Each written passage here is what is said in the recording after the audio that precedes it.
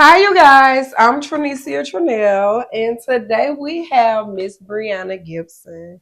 Miss Breonna Gibson has written a journal that has become a light and an inspiration to us all. It is called The Walk Back. I've had the pleasure of reading an early release, and I can say that this journal has truly been inspiring. It is well written, well thought out, and very motivational. Some of the questions are so thought provoking that it will cause you to heal. And so today we welcome Miss Breonna Gibson. Thank you, thank you, thank you. It is such an honor and it is so nerve wracking and oh my gosh, just to be here. And I am thankful that you took the time out to interview me and read my book. I'm glad that you like it. I loved it. I truly enjoyed every little part, especially remember I texted you, I was like, can I write in it? Because Yes. I really felt that your journal reached me in my own personal experience. Like I felt like I'm using it. Not Yeah. like I'm just reading it because I want to give you a review, but I'm using it because I feel like it's going to help me heal in my journey and my walk back as well. Right. That's what it was designed to do. So, speaking of what it's designed to do, what inspired you to create the journal? Well, like I said, in my journal, in the introduction, it came from myself having to heal, and I had to do the work. And I was at a place that I felt I was unreachable. Wow. I was at a place where I didn't see light. And I felt like if God saved me and He was able to reach me and pull me back, that needs to happen for somebody else. Because it's not, I know that in this whole world, it's not just me who felt like that. And even still to this day, some people feel like that. And sometimes when you operate out of depression, you're high functioning. You run around, you put the smile on for everybody else, but when you go home, you close their door, you're falling apart. Wow. That's the because that's the reality of so many people's situation. Yeah. And so many people don't even have the words to put to what they really are going through because a lot of times mental health is not talked about inside of our community and Right. inside of our household. So the fact that you put such deep thought into it and said, if I'm going to help me, I want to help somebody else. I Yes. love that. Yes. What was your intention when it came to creating this journal? My intention was to help somebody else.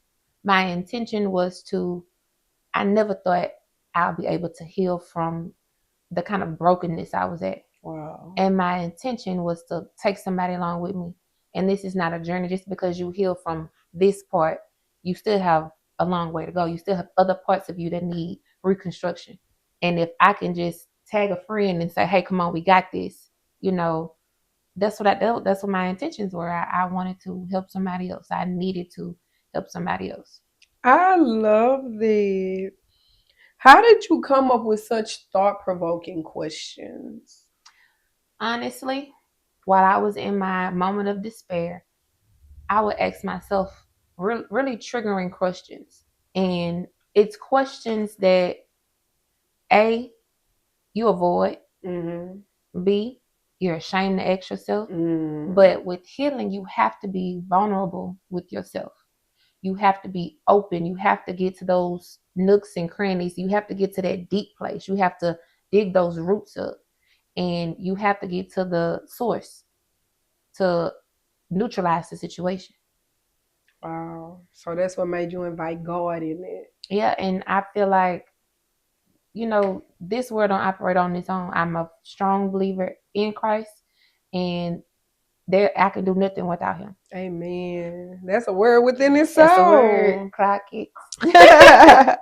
What is your desire for readers engaging with your journal? Because you have so many things in it that they're gonna have to do the work. You know, Mm-hmm. your journal is not just something that you read and you get the insight. It's actually gonna cause you to have to dig deep and to want to work on yourself and want to work from the inside out. So I would love to know how like what was your desire? What were you thinking? I desire for people to get to know Christ. Okay. I desire to bring people to Christ. I desire for people to know what that unconditional love feels like. Ooh. And if I can feel it, if I can just be up under his protection and abide in the secret place, I want somebody else to know what that love feels like. Because not all the time, we can get it from a person. Yeah. Not all the time we can get it from who we want it from. So, but we can get it from our Father, our Father in heaven.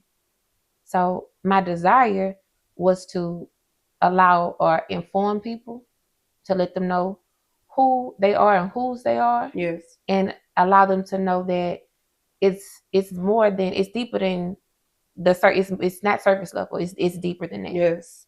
So I want you to know Christ. I want you to know where you come from. And if you don't get it together, where you going? There's life after life. I love it. How did you know it was time to create such a healing pathway for readers wanting to connect on their journey? How did you know it was your season to do this? I'm gonna say this. After me beginning my healing process and finding how much it worked and how motivational and how just great the process and the journey was, it would be selfish not to help somebody else. Okay. But I was also talking to a friend of mine, and I told her, I was like, I really want to, show somebody this process. I really came up with this thing. I really want somebody else to know. I think I want to write a book. She said, well, it's waiting on you. Come on, friend. I say, all right, Dr. Sherman, okay. So, and now when she said that to me, I was like, it's like I hit the ground running, because I always have these ideas in my head. But if you don't put no faith but no fire behind it, then what is it? Just what they say, a dream without a vision is merely a dream or something. A dream deferred or something, yeah. You know what I'm trying to say. So it's like if you just gonna sit there and God's just gonna give you all these ideas and you're just gonna sit there with them, no, that's selfish. And everything I put on the back burner, this one I just couldn't wait. I had to help somebody else. I have to help someone else. So you felt a pull within you that this needed to come out. Yes. I love that. For people who are listening, when you feel that tug, do it. Do it. I think it's very different that you put a crossword puzzle inside your journal. What made you want to do that? I feel like when we're reading and when we're doing work, when we're doing the work, everybody needs like a relaxation for your brain. Right. And I like to color. I like to do crossword puzzles. I like to do Sudoku. I like to do things that keeps my brain intrigued, but it helps me to forget about everything else. Yes. So when you're doing or busy in your mind on a specific thing, you forget about the outside world. You forget about, I didn't wash the clothes out. You forget about what happened at work. You forget, it makes you relax. So I thought that was something I decided to put in there and, kind of see where it goes. Because I also want to do an adult relaxation book.